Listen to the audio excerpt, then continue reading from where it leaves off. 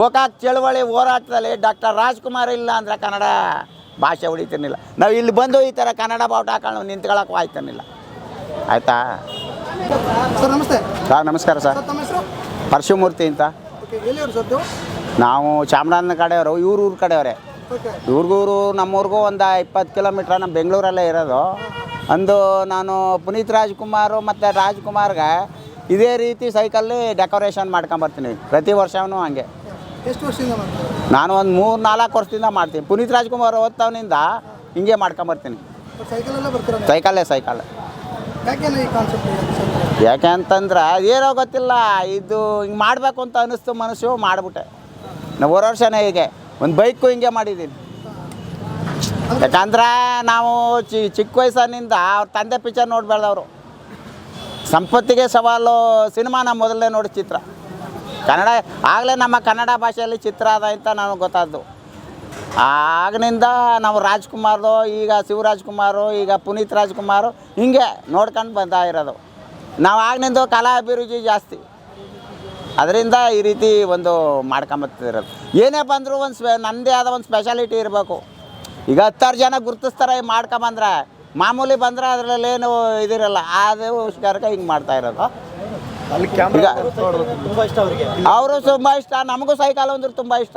ನಂತರ ಬೈಕ್ ಇದೆ, ಕಾರು ಇದೆ, ಎಲ್ಲ ನಿಲ್ಲಿಸ್ಬಿಟ್ಟು ಸೈಕಲ್ ಹೊಡಿತಾವನು. ಬೈಕು ಕಾರು ಏನು ನಿಲ್ಲಿಸ್ಬಿಟ್ಟು ಸೈಕಲೇ ಹೊಡೆಯೋದು ಹಂಗೆ. ಯಾಕಂದ್ರೆ ಸೈಕಲ್ಲು ಅಂದ್ರೆ ಸೈಕಲ್ ಮಜಾನೇ ಬೇರೆ. ಇನ್ನು ನೋಡಿ, ನಾವು ಚಾಮರಾಜನಗರದಿಂದ ಕೊರೋನಾ ಟೈಮಲ್ಲೆಲ್ಲ ತುಳ್ಕೊಂಡು ಹೋಗಿದ್ದೆ. ಈ ಸಾರಿ ಪುನೀತ್ ರಾಜ್ಕುಮಾರ್ಗಳೆಲ್ಲ ತುಳ್ಕೊಂಡು ಹೋಗ್ತೀನಿ ಬರ್ತೀನಿ. ಒಂದು ಮಜಾ ಇರ್ತದೆ ಎಲ್ಲಿ ಬೇಕು. ಆಮೇಲೆ ಅಭಿಮಾನಿಗಳು ಅದೇ ಥರ ಸಹಕಾರ ಕೊಡ್ತಾರೆ. ನಾವೆಲ್ಲೇ ಬಂದರೂ ಅಷ್ಟೇ ಗೌರವದಿಂದ ನೋಡ್ತಾರೆ. ಅದು ಮುಖ್ಯ ಆಗುತ್ತೆ. ಈಗ ನಾವೆಲ್ಲೇ ಯಾವ್ದಾದ್ರು ಹೋದು ಅಂದರೆ ಅಷ್ಟೇ ಗೌರವ ಕೊಡ್ತಾರೆ. ಈಗ ನಾನು ಆ ಕಡೆಯಿಂದ ಬರೋಕೆ ಸುಮಾರು ಜನ ಸಂಘ ಸಂಸ್ಥೆಯವರೆಲ್ಲ ಕರೆದ್ರು, ಬನ್ನಿ ನಮ್ಮ ಫಂಕ್ಷನ್ ಬನ್ನಿ ಅಂತ. ನಮ್ಮ ಬರಾಗ ಮಾಗಡಿ ರೋಡು ಅಲ್ಲೆಲ್ಲವ. ಯಾಕಂದರೆ ಇಲ್ಲಿ ಬರಬೇಕು ಕಂಠೀರವ ಸ್ಟುಡಿಯೋಕ್ಕೆ ಅಂದ್ಬಿಟ್ಟು ನಾನು ಬಂದೆ. ಅಲ್ಲೆಲ್ಲ ವಿಸಿಟ್ ಕೊಟ್ಬಿಟ್ಟು ಹಿಂಗೆ. ಅಂದರೆ ಯಾವ ರೀತಿ ಇನ್ಸ್ಪೈರ್ ಆಗಿದ್ದಾರೆ ಅಂತ ಪುನೀತ್ ರಾಜ್ಕುಮಾರ್ ಅವರು ಯಾವ ರೀತಿ ಇನ್ಸ್ಪೈರ್ ಆಗಿದ್ದಾರೆ? ಅದರಲ್ಲಿ ಪುನೀತ್ ರಾಜ್ಕುಮಾರ್ ಅವರು ಅಂದರೆ ಅವರು ಏನು ಭಾಳ ಸರಳ ವ್ಯಕ್ತಿ, ಸಿಂಪಲ್. ಒಬ್ಬ ನಾರ್ಮಲ್ ಮನುಷ್ಯ ಏನು ಬಟ್ಟೆ ಹಾಕ್ತಾನೆ ಅದೇ ಆಗ್ತಿದ್ದವರು. ಈಗ ದೊಡ್ಡ ಸ್ಟಾರ್ ಅಂದ್ಬಿಟ್ಟು ಏನೋರು ಅವರು ಶೋಕಿ ಮಾಡೋ ಮನುಷ್ಯ ಅಲ್ಲ. ಭಾಳ ಸಿಂಪಲ್ಲು. ಒಂದು ಎರಡನೇದಾಗಿ ಆಮೇಲೆ ಬೇಕಾದ್ರೆ ನೆಲದಲ್ಲಿ ಕೂತ್ಕೊಳ್ಳಿ, ಇನ್ನೂ ಬೇಕಾದ್ರೆ ಇಲ್ಲೇ ಕೂತ್ಕೋತಾರೆ ಅಂಥ ಸ್ಟಾರ್ ಆದ್ರೂ ಭಾಳ ನಾರ್ಮಲ್ ಮನುಷ್ಯ. ಆಮೇಲೆ ಬಡವ್ರುಗಳ ಕಂಡ್ರೆ ಭಾಳ ಒಂದು ಕಷ್ಟದವ್ರಿಗೆ ಸಪೋರ್ಟ್ ಮಾಡೋದು ಜಾಸ್ತಿ. ಈ ಪುನೀತ್ ರಾಜ್ಕುಮಾರ್ ಈ ರೀತಿ ಸೇವೆ ಮಾಡೋರಾಯ್ತಾ ಯಾರಿಗೂ ಗೊತ್ತೇ ಇಲ್ಲ. ಅವ್ರಿಗೆ ಈ ಥರ ಮಾಡಾರೆ. ಎಷ್ಟೋ ಜನ ನಿಮ್ಮ ಮೀಡಿಯಾದಲ್ಲಿ ಸಂದರ್ಶನ ಕೇಳಿದ್ವಿ, ರಾಜ್ಕುಮಾರ್ ಅವರು ಏನು ಮಾಡಿದ್ದಾರೆ, ರಾಜ್ಕುಮಾರ್ ಏನೋ ಮಾಡಿದ್ದಾರೆ ಅಂತ ವಿಷಯಗಳು ನಾವು ಕೇಳಿದ್ದೀವಿ ತಾನೇ. ಇವತ್ತು ಪುನೀತ್ ರಾಜ್ಕುಮಾರ್ ಮಾಡ್ಯಾರ ಅಂತ ಉತ್ತರ ಯಾರೂ ಕೊಡೋಕ್ಕಾಗಲ್ಲ. ರಾಜ್ಕುಮಾರ್ ಮಾಡಿದ್ದಾರೆ. ಈಗ ಎಷ್ಟೋ ಡೆಲ್ಲಿಲೆಲ್ಲ ಕನ್ನಡ ಭವನ ಕಟ್ಟಿದ್ದಾರೆ, ಮೈಸೂರಲ್ಲಿ ಶಕ್ತಿಧಾಮ, ಎಷ್ಟೋ ಹಾಡುಗಾರಿಕೆ ಮಾಡಿ ಎಲ್ಲೋ ಟೆಂಪಲ್ಗಳಿಗೆಲ್ಲ ಇದು ಕೊಟ್ಟಿದ್ದಾರಂತೆ, ದುಡ್ಡೆಲ್ಲ ಕೊಟ್ಟಿದ್ದಾರೆ. ಹಾಡೆಲ್ಲ ಆಡಿ ಮ್ಯೂಸಿಕ್ ನೈಟ್ ಮಾಡಿ ಅದು ಯಾರಿಗೂ ಗೊತ್ತಿಲ್ಲ. ಸುಮ್ಮನೆ ಏನು ಮಾಡಿದ್ದಾರೆ ಅಂತ ಹೇಳ್ತಾರೆ. ಅರ್ಥ ಆಯ್ತಾ? ಇವತ್ತು ನಾವು ಕನ್ನಡ ಏನಾದ್ರು ಭಾಷೆ ಉಳಿಬೇಕು ಅಂದ್ರೆ ಒಂದೇ ಮಾತಲ್ಲಿ ನಾನು ಹೇಳಬೇಕು ಅಂದರೆ ಡಾಕ್ಟರ್ ರಾಜ್ಕುಮಾರ್ ಅವರೇ ಕಾರಣ.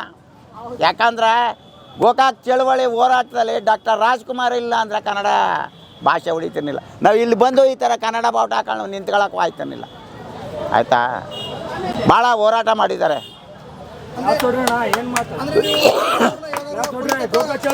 ಯಾವುದು?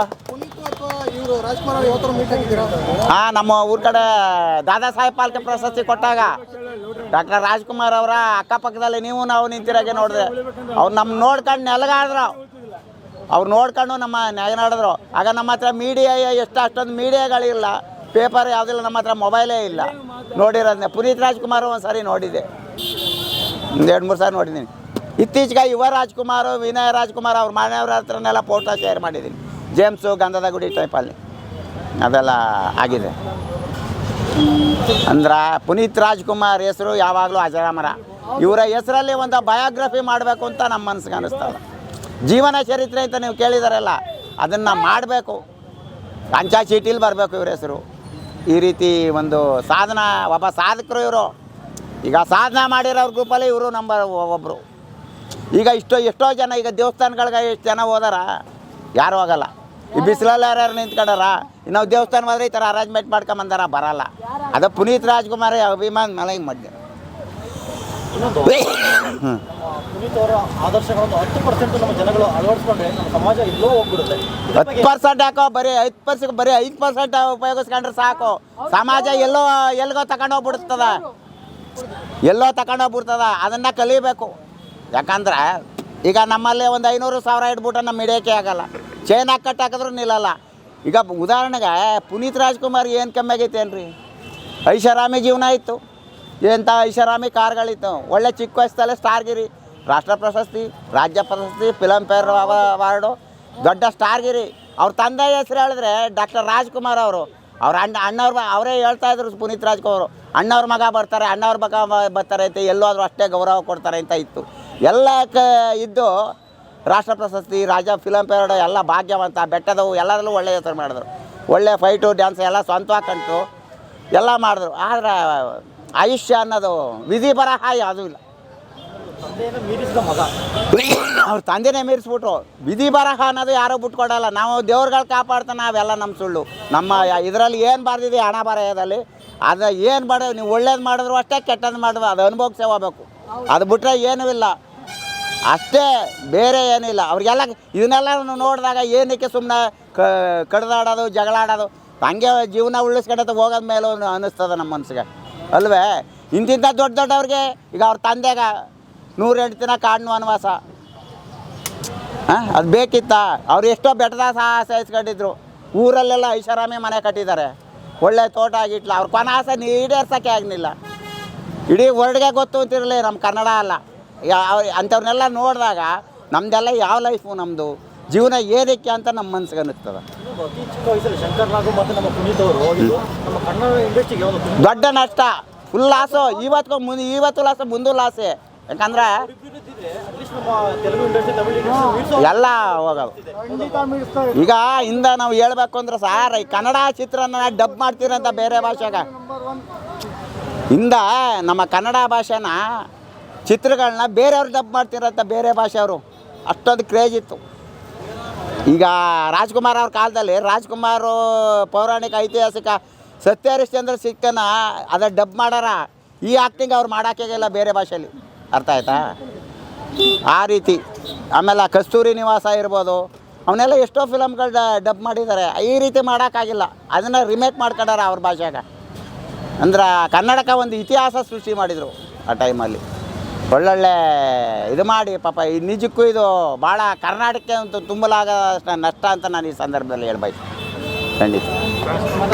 ಜೈ ಹಿಂದ್, ಜೈ ಕರ್ನಾಟಕ. ನಾವು ಹೊಸಪೇಟೆಯಿಂದ ಬಂದಿರೋದು, ಫುಲ್ ಅಭಿಮಾನ. ಹೌದಾ? ಏನು ಗೊತ್ತಾ, ಅವರು ಅನಂತ ಆಶ್ರಮ ಎಷ್ಟು ಜನ ಎಷ್ಟು ಆಶ್ರಮ ಮಾಡ್ಯಾರಂತ ಅವ್ರಿಗೆ ಗೊತ್ತಿಲ್ಲ. ಹೌದಾ? ಎಷ್ಟು ಆಶ್ರಮ ಮಾಡೋಂತ ಅವ್ರಿಗೆ ಗೊತ್ತಿಲ್ಲ. ಆ ಥರ ನಮ್ಮ ದೇವ್ರು ಅನ್ಕೊಂತೀವಿ.